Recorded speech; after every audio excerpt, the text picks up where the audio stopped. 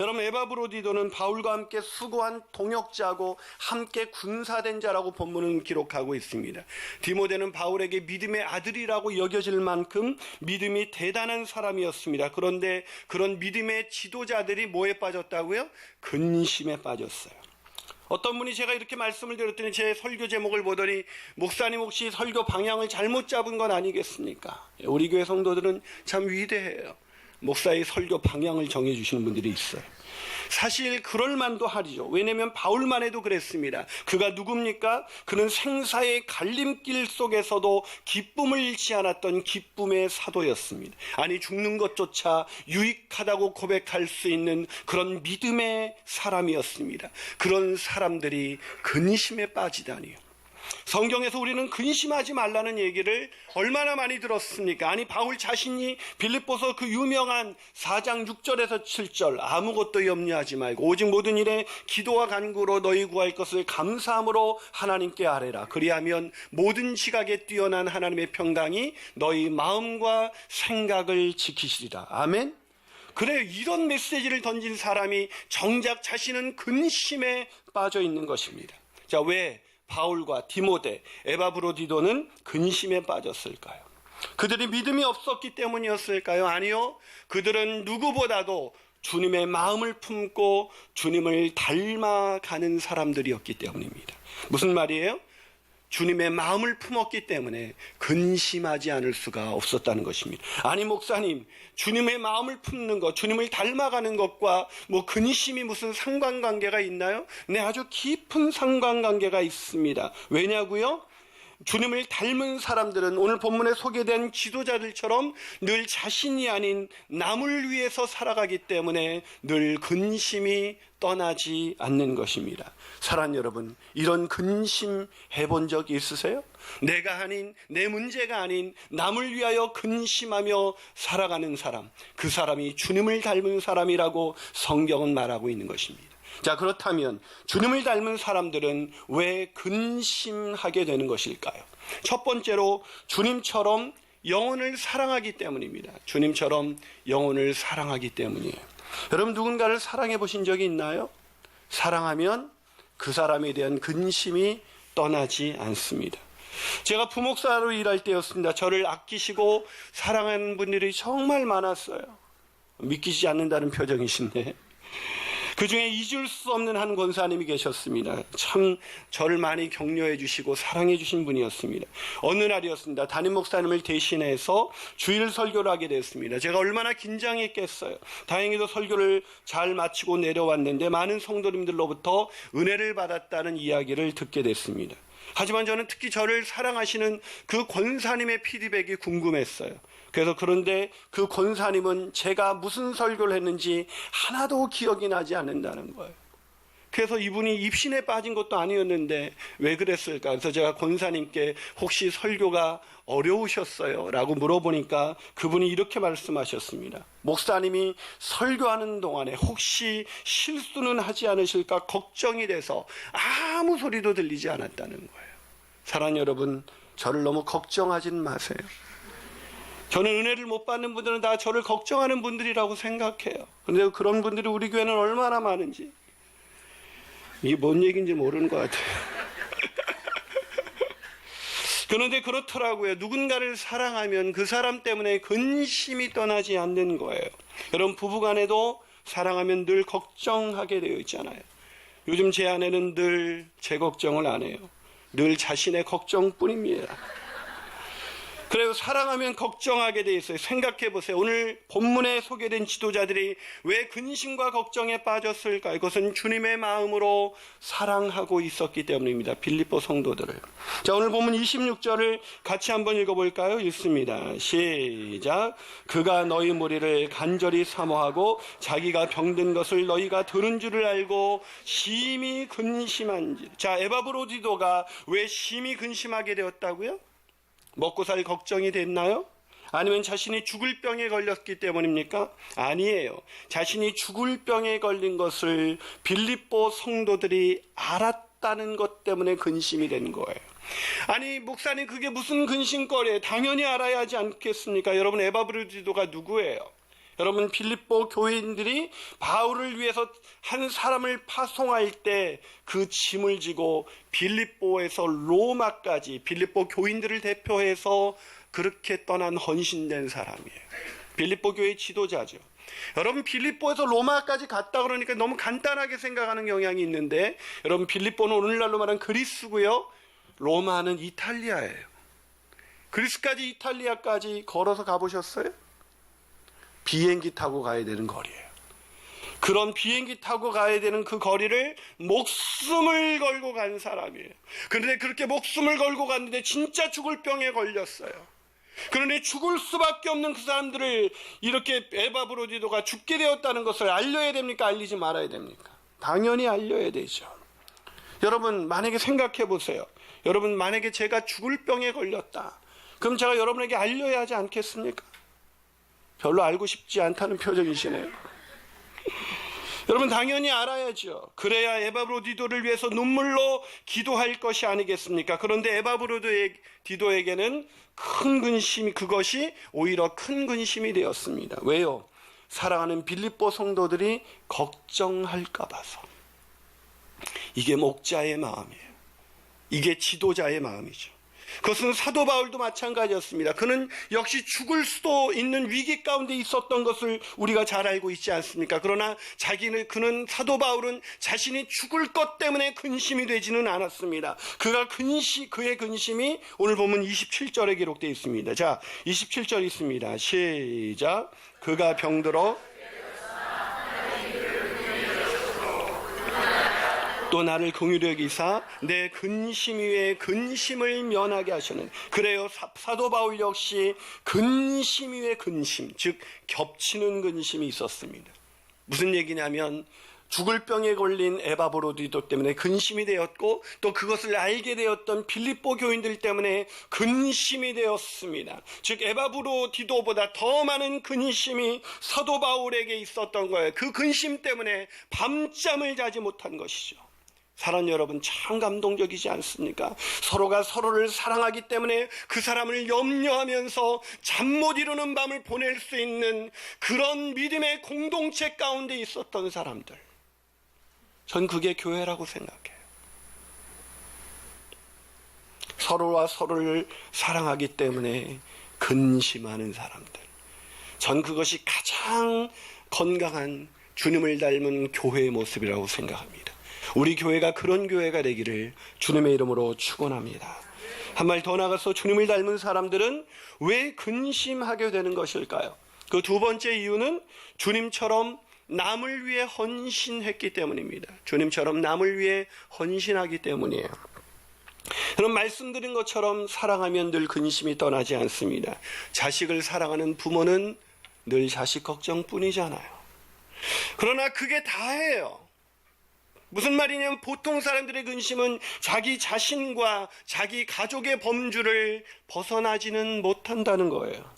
하지만 오늘 본문에 소개된 사람들은 그러지가 않았습니다. 이들에게는 자기 자신에 대한 걱정은 하나도 없었어요. 정작 자기 코가 석자에, 아니 죽을 병에 걸렸고 죽을 위험에 있는 사람들, 그 사람들이 나 죽게 생겼으니 라고 생각하면서 근심해야 되는데 정작 자기 자신에 대한 근심은 하나도 없어요. 늘 믿음의 형제들을 향한 근심뿐입니다. 여러분, 이게 가능해요?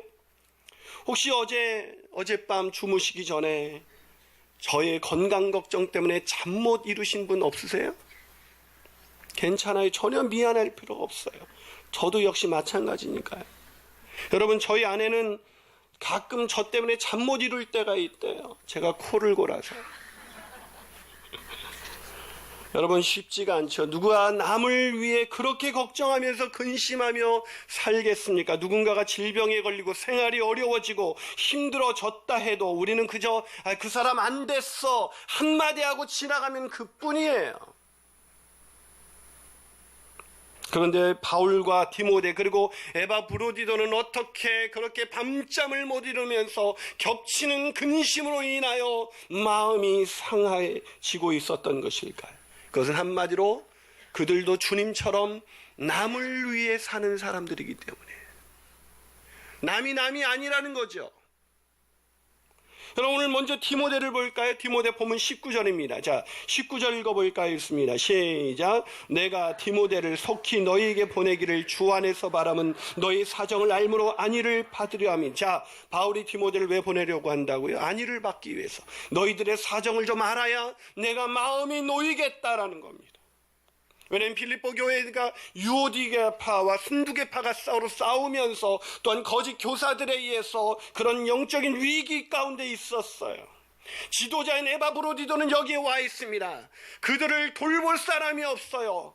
너무 근심이 돼서 내가 보낼 사람을 찾는데 내가 디모데 외에는 보낼 사람이 없다는 거예요. 여러분 왜 디모데 말고 사람이 그렇게 없었을까요? 여러분 로마에는 당시에 엄청난 그리스도인이 있었습니다. 그리스도인이라고 불리는 엄청난 사람이 있었는데 오늘 바울은 이렇게 말합니다. 디모데 외에는 보낼 자가 없다. 왜 그랬을까요? 그 이유가 본문 20절에 기록되어 있습니다. 자, 본문 20절 같이 있습니다. 시작. 이는 뜻을 같이하여 너희 사정을 진실히 생각할 자가 이밖에 내게 없습니다. 자, 21절까지 있습니다. 시작. 그들이 다 자기 일을 구하고 그리스도의 예수의 일을 구하지 아니하니.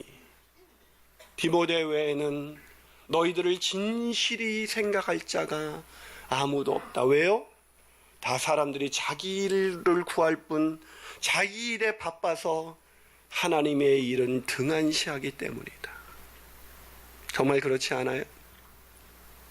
내 일에 바빠서 하나님의 일에 섬기는 헌신은커녕 예배의 자리도 힘들어요. 그러면 여기서 그들이 다 자기 일을 구하고 예수의 그리스도의 일을 구하지 않는다. 그들이 누굴까요? 아마 믿지 않는 사람들이겠죠. 믿는 사람들이라면 예수의 마음이 그 심장에서 뛰고 있는 사람이라면 어떻게 자기 일 때문에 하나님의 일을 등한시할 수가 있겠어요? 그런데 안타깝게도 여기서 말하는 그들, 자기 일을 구하고 그리스도의 예수의 일을 구하지 않는 사람들은 바로 로마에 있는 수많은 그리스도인들이었습니다. 이게 믿겨지세요? 어떤 학자는 이게 믿겨지지 않아서 아마 그럼에도 불구하고 불신자가 아니었을까라고 말을 합니다. 그러나 마틴 로이드 존스는 그의 책 항상 기뻐하라에서 이렇게 말합니다. 자, 한번 같이 읽어볼까요? 이것은 시작. 이것은 교회 내에서 특별히 슬픈 일이지만 현재 우리 중에 다수에게도 해당되는 일입니다. 교회 내에서 이것이 너무나 슬픈 일이지만 오늘날 교회 가운데도 다수는 자기 일을 구하고 예수 그리스도의 일을 구하지 않는다는 거예요. 사랑 여러분, 여러분은 어떠세요? 혹시 그 다수 중에 우리가 있는 것은 아닐까요? 사실 그럴 거예요. 저 같아도 어렵죠. 말씀드린 것처럼 로마에서 빌립보까지 가는 것은 비행기 타고 가야 되는 길을 걸어서 가야 되는 것입니다. 목숨을 걸고 가야 되는 일이에요. 누가 가겠어요? 그런데 여러분, 주님은 생명을 걸고 이 땅으로 내려오셨습니다. 그렇다면 우리도 이 연말에 다른 사람을 위하여 이 추운 겨울 사람들은 따뜻하게 혹시 추위에 떨고 있는 사람들은 없을까? 이 추운 겨울 질병에 걸려서 고통받는 사람은 없을까? 우리가 믿는 예수가 나를 위해서 자기를 버리고 자기를 비워 낮추셔서 우리를 위해서 십자가에 목숨을 내놓았다면 우리도 그렇게 살아야 하는 건 아닐까요? 남을 위하여 헌신된 사람, 그 마음엔 늘 사람들에 대한 걱정이 떠나지 않는 것입니다. 마지막으로 주님을 닮은 사람들은 왜 근심하게 되는 것일까요? 그것은 주님이 아니면 아무것도 할 수 없음을 알기 때문입니다. 주님께 헌신한 사람들, 그 마음에 예수가 있는 사람들은 자기 자신이 아닌 늘 남에 대한 걱정으로 잠을 이루지 못하지요. 하지만 그럼에도 불구하고 저는 오늘 본문에서 바울이 근심했다는 게 도대체 이해가 되지가 않아요. 왜냐고요? 여러분, 사도 바울은 질병에, 죽을 병에 걸린 에바브로디를 고칠 수 있는 놀라운 신유의 은사를 가진 사람입니다. 오늘 이 문제가 왜 생겼어요? 에바브로디도가 죽을 병에 걸렸기 때문에 생긴 근심이에요. 에바브로디도가 죽을 병에 걸리지 않았더라면 빌립보 교인들도 걱정하지 않았을 것이고, 에바브로디도도 근심하지 않았을 거고, 디모데를 보낼 필요도 없을 것이고, 아무도 근심할 필요가 없는 거예요. 그런데 바울은 이 에바브로디도를 누구보다도 쉽게 고칠 수 있는 사람이었어요. 왜요? 바울에게는 놀라운 신유의 은사가 있었잖아요. 여러분, 이 바울이 얼마나 놀라운 신유의 은사가 있었는지 사도행전 19장 11절과 12절은 이렇게 기록하고 있습니다. 자, 한번 읽어볼까요? 시작. 하나님이 바울의 손으로 놀라운 능력을 행하게 하시니 심지어 사람들이 바울의 몸에서 손수건이나 앞치마를 가져다가 병든 사람에게 얹으면 그 병이 떠나가고 악기도 나가더라. 놀랍지 않습니까? 저도 이런 능력이 있었으면 좋겠어요. 제가 예전 교회에서 새벽 예배를 인도할 때였어요. 새벽 예배를 말씀을 전하고 기도합시다. 그럼 누군가가 제 물을 가져가는 거예요. 처음에는 목이 마르셔서 그러신가 그랬더니 계속 가져가서 그걸 드세요. 왜 남이 먹던 물을 마실까? 그래서 제가 끝나고 한번 그분에게 물어봤어요. 왜 제 물을 자꾸 가져가십니까? 그랬더니 이 강단에 받쳐진 물은 신령한 물이잖아요. 아니에요. 이건 내가 먹었던 물이기 때문에 여기에 바이러스가 있을지도 몰라요. 여러분, 마치 그런 거예요. 손수건이나 앞치마만 갖다 줘도 병이 나았어요. 그런 놀라운 신유의 은사가 있는 사람이라면 에바브로디도쯤이야 그냥 믿음으로 고치면 돼요. 근데 왜 안 고쳤을까요? 왜 사도 바울은 그것 때문에 근심하고 왜 염려에 빠졌을까요? 여러분, 이게 이해가 되세요? 왜 그랬을까요? 그것은 사도 바울이 자기가 은사의 주인이 아니라 바로 은사를 주시는 하나님의 종이라는 의식이 있었기 때문입니다. 그러나 하나님이 은사를 주셨다고 해서 교만해지거나 높아지지 않았습니다. 오히려 더 낮아져서 겸손히 주님이 긍휼이 아니면, 주님이 은혜를 베풀어 주지 않으면 아무것도 할 수 없다는 것을 그는 철저히 알았다는 거예요. 여러분, 가끔 그런 사람이 있어요. 내가 기도하면 다 낫는다고. 그건 무당이에요. 그 사람이 권사이든 목사이든 현혹되지 마세요. 사도 바울과 같은 사람도 그런 신유의 은사가 있었음에도 불구하고 주님이 긍휼, 주님의 은혜를 베푸셔서 나를 통하여 일하지 않으시면 나는 아무것도 할 수 없는 연약한 존재입니다 라는 그런 믿음의 고백이 있었기 때문에 오늘 믿음이 없어서 근심한 것이 아니라 하나님의 주권 가운데 엎드려 하나님 어떻게 행하실지를 기다리는 근심이 그에게 있었던 거예요. 그래서 그렇게 긍휼을 구했던 사도 바울에게 하나님이 이렇게 말씀하십니다. 여러분, 27절 다시 한번 읽어볼까요? 27절입니다. 시작. 그가 병들어 죽게 되었으나 하나님이 그를 긍휼히 여기셨고 그뿐 아니라 또 나를 긍휼히 여기사 내 근심 위에 근심을 면하게 하셨느니라. 아멘. 하나님이 긍휼을 베푸셔서 우리의 근심의 근심을 면하게 하기를 축원합니다. 그러나 그것은 하나님의 은혜죠. 무슨 말입니까? 그것은 내가 주장할 수 있는 게 아니라는 거예요. 내가 발휘할 수 있는 어떤 능력이 아니라는 것입니다. 그것은 전적인 하나님의 은혜이죠. 여러분, 은혜를 당연한 것으로 요구하는 인간처럼 페루나는 없습니다. 자녀가 부모에게 은혜를 당당히 요구한다면 그건 망가진 자식이에요. 은혜는 주는 자의 주권입니다. 그렇기 때문에 사도 바울은 근심할 수밖에 없었던 거예요. 그러고 보니 바울은 디모데를 보낼 때도 이렇게 말했습니다. 본문 19절 읽어볼까요? 19절 시작. 내가 디모데를 속히 너에게 보내기를 주 안에서 바라. 어디서 바라고 있다고요? 주 안에서. 무슨 말이에요? 주님이 허락하셔야 갈 수 있습니다라는 거예요. 그것은 디모데를 보낼 때 자기가 그냥 보내면 그만이라고 생각하지 않았어요. 주님께 기도하면서 주님께서 허락하시면. 근데 그것은 자기의 거취에 대해서도 마찬가지였습니다. 본문 24절은 내가 확신하노라, 가는 것을 확신하노라. 이러니까 뭔가 자기가 가기로 결정한 것 같죠? 아니에요. 여러분, 이걸 공동번역으로 한번 읽어볼까요? 공동번역으로 있습니다. 시작. 그리고 주님께서 허락하신다면 나도 곧 가게 되리라고 믿습니다. 누가 허락하신다면요? 주님이 허락하신다면. 그렇습니다. 사도 바울의 가장 중요한 결정은 주님이 아니시면, 주님이 허락하지 않으면, 주님의 주권 뜻이 없으면 나는 아무것도 아닙니다. 무슨 능력이 있어서 사람을 고친 게 아니에요. 자신의 능력이 아니었어요. 자기는 아무런 무익한 종입니다. 나는 할 수 있는 게 아무것도 없습니다. 그러니 주님, 이 에바브로디를 고쳐 주시옵소서. 은혜를 베풀어 주시옵소서. 근심하며 기도하며 나갔던 것입니다. 여러분, 손수건만 가져다가도 낫게 썼던 위대한 그 능력의 사도가 오늘 겸손히 하나님 앞에 엎드린 그 이유가 무엇입니까? 그것은 하나님의 긍휼이 아니시면 나는 아무것도 아닙니다. 나는 그런 믿음이 있었기 때문인 것입니다. 사랑하는 여러분, 그렇습니다. 바울과 디모데, 에바브로디도 그들은 다 마찬가지였어요. 디모데가 왜 믿음이 없었기 때문에 못 간 게 아니에요. 디모데도 왜 기다렸습니까? 주님의 긍휼하심을 기다린 것입니다. 에바브로디도는요, 그는 여러분 생각해 보세요. 빌립보에서 로마까지 왔습니다. 오면서 무슨 생각했을까요?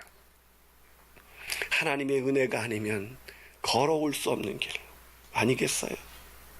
그게 인간적으로, 아니 남을 위해서 아무리 헌신된 사람이라도 그렇지, 남을 위해서 그렇게 생사를 걸고 그리스에서 이탈리아까지 비행기를 타고 가야 되는 그 거리를 누가 걸어갈 수가 있겠어요? 그런데 또다시 병이 낫자마자 그는 다시 돌아오기를 소원하고 있습니다. 그러면서 근심해. 왜요? 내 힘으로 갈 수 없다는 거 알고 있었거든요. 주님이 허락하시면 내가 가기를 원합니다. 그들에게 가기를 원합니다. 이런 근심이 그들의 마음을 지배하고 있었던 거예요. 사랑하는 여러분,